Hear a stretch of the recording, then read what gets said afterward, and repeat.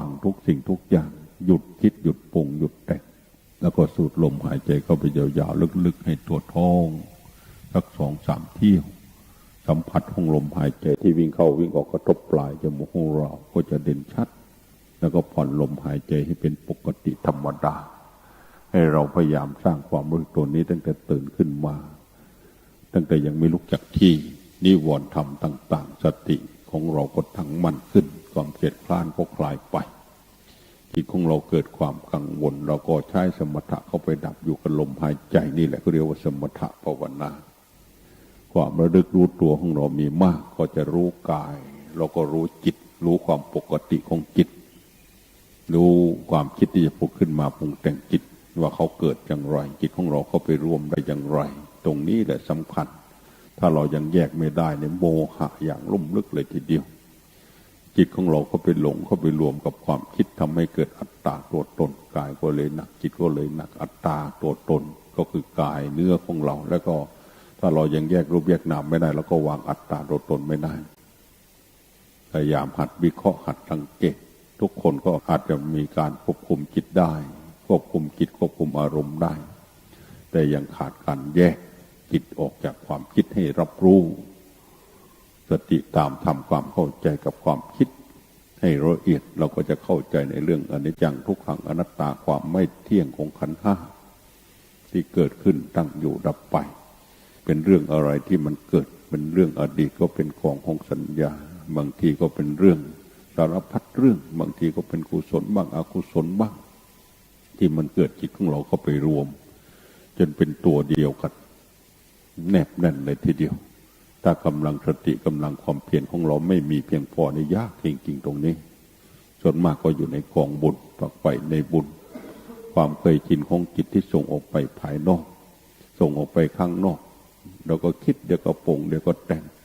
เกิดจากจิตส่งออกไปข้างนอกนี่ก็ส่วนหนึ่งบางทีก็เกิดจากขันธ์ห้าผุดขึ้นมาปรุงแต่งจิตของเราก็เข้าไปรวมเป็น2 ส่วนแล้วรวมกันเป็นอีกตัวหนึ่งไปด้วยกันบางทีก็ทั้งปัญญาทั้งสติทั้งปัญญาก็รวมกันไปอีก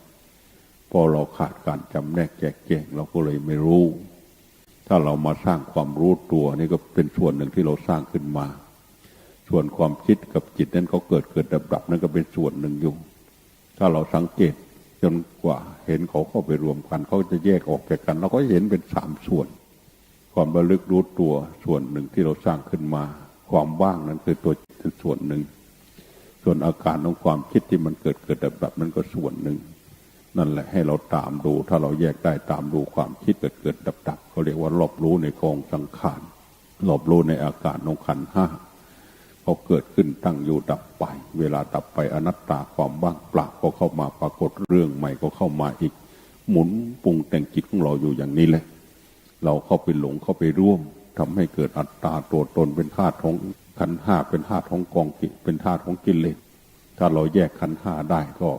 ตามทำความเข้าใจวิบากกรรมเก่าหรือว่าอาการของขันธ์ห้าก็จะหมดสภาพที่จะมาหมุนปรุงแต่งจิตของเราได้อีกเหมือนเราก็ตัดวงกลมมันหมุนต่อไปไม่ได้ถ้าเราแยกได้เฉยๆเราไม่ตามทำความเข้าใจเราไม่ละมันก็เหมือนเดิมถ้าเราแยกได้ตามทำความเข้าใจได้รู้เห็นตามความเป็นจริงเราค่อยละแล้วก็มาละกิเลสที่จิตมาดับความเกิดที่จิตก็จะเกิดน้อยลงน้อยลงน้อยลงแต่คนส่วนมากไม่ค่อยจะดับไม่รู้ความจริงมีแต่ไปคิดแสวงหาแม้แต่แสวงหาธรรมก็เหมือนกันแสวงหาด้วยความอยากที่เกิดจากตัวจิตเราให้แสวงหาด้วยสติด้วยปัญญาให้รู้เห็นรู้แจ้งเห็นจริงแล้วก็ค่อยละค่อยดับ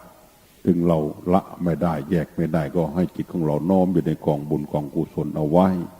แล้วก็รู้จักสร้างตบะบารมีให้กับตัวเองอยู่ตลอดเวลาทำบุญให้กับตัวเราตลอดเวลาศรัทธาของเราเชื่อมั่นในคุณพระรัตนตรัย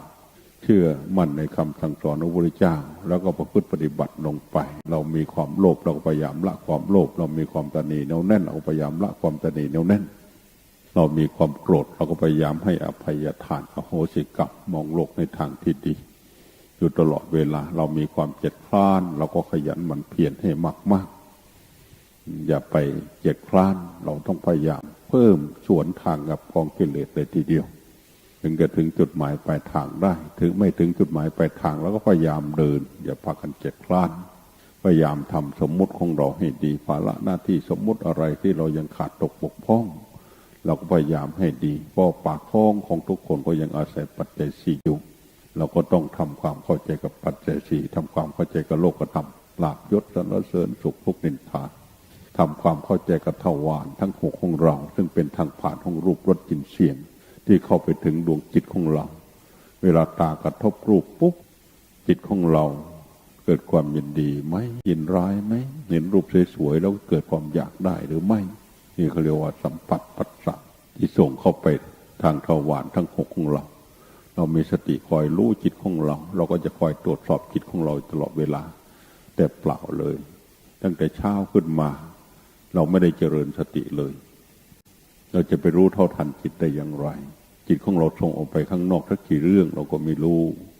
ความคิดผุดขึ้นมาปรุงแต่งจิตของเราสักกี่อย่างก็ไม่รู้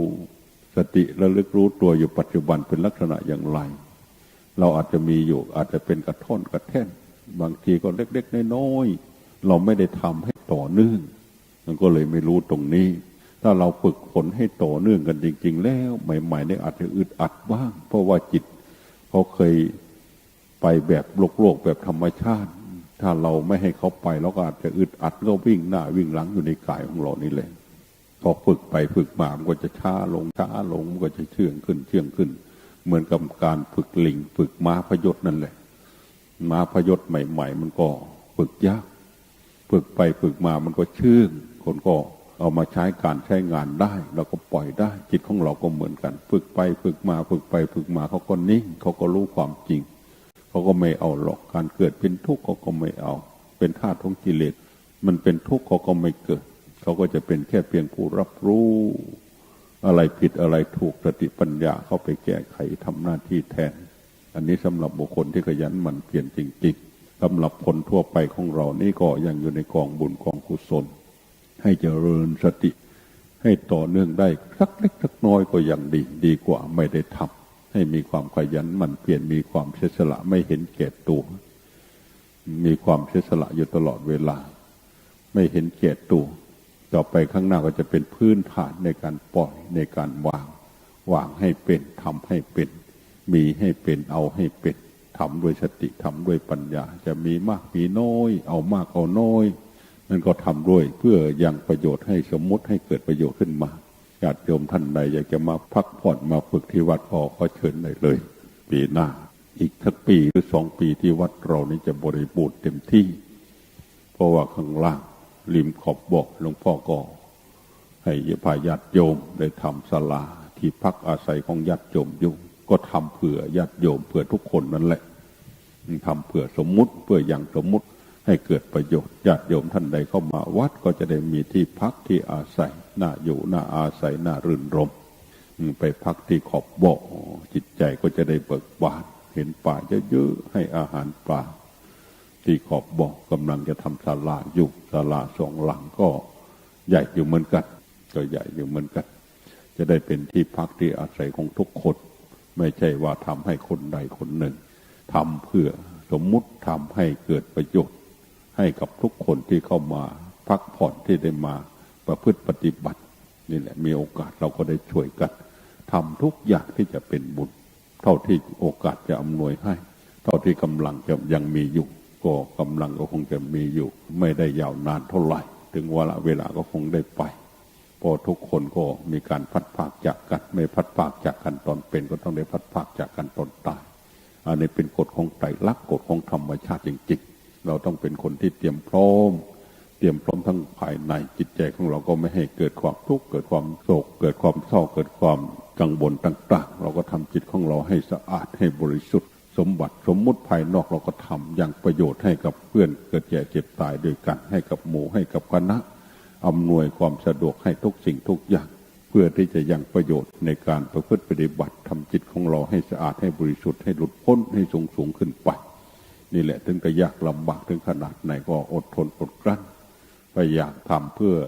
ให้ทุกคนได้มีความสงบมีความสุขเพื่อที่จะให้ทุกคนได้เดินถึงจุดหมายปลายทางกันก็ต้องช่วยกัน